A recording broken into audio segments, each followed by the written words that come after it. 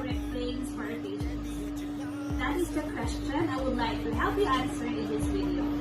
This is Dr. Melody Valdez-Fidel, your SNR Cebu Sales Lens Consultant. Choosing the correct frame for your patients is equally important in choosing the best lens for them. Therefore, it's imperative that we also recommend not only the best lens, but also the best frame possible. And when choosing the frames, we need to consider a lot of things which we can find out after a thorough case history taking. Here in this video, we will learn another way to choose the best frames for your patients based on parameters we take.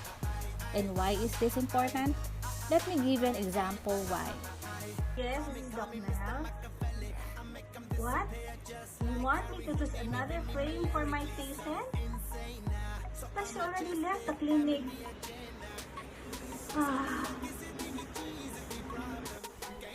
Have you received that kind of call? So to avoid receiving calls like that, follow the steps I would like to share with you on how to choose the correct frames for your patients. But first and foremost, we need to wash our hands before handling anything such as the frame.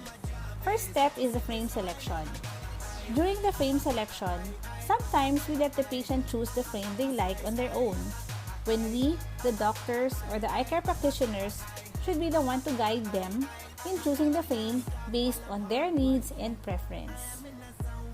After guiding them in choosing the frame, it is best to let the patient choose 2 or 3 of the best frames he or she likes. You would know the purpose of this later on the video. Step number 2 is frame adjustments. During the frame adjustments phase, we need to get the first choice of frame, then we check the following: the nose pads, frame level, and the temple tips. We also have to check the other parameters such as the pantoscopic angle.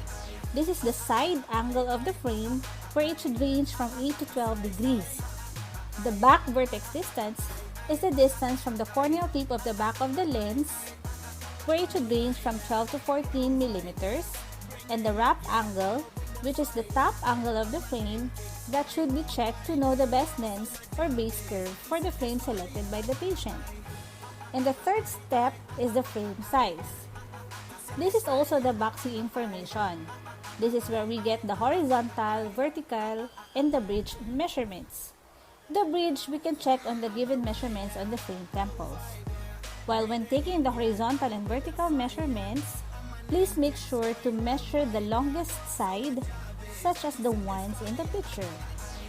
To know the needed diameter of the frame selected, we can use this formula. This works best for single vision and bifocals.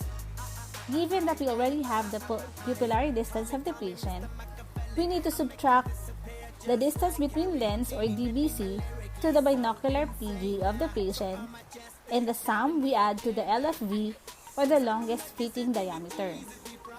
The total is the diameter of the lens needed for the frame selected by the patient. For a progressive lens, it's a different story, as we need to accurately get the monocular PD and the pupil height, then check using the layout card whether the frame selected by the patient is appropriate, such as the ones in the picture. If all parameters taken are okay, that means we have selected the best frame for our patient. But what if one of the parameters is not? Remember, we asked the patient to choose 2 or 3 frames? This is the reason why. If the first choice failed to meet one of the requirements, then we move to the second frame chosen by the patient during the frame selection phase. Then we take the 3 steps again. Now, if we follow the steps I discussed, we can now say we are able to choose the correct frame for our patients accurately. Thank you for watching.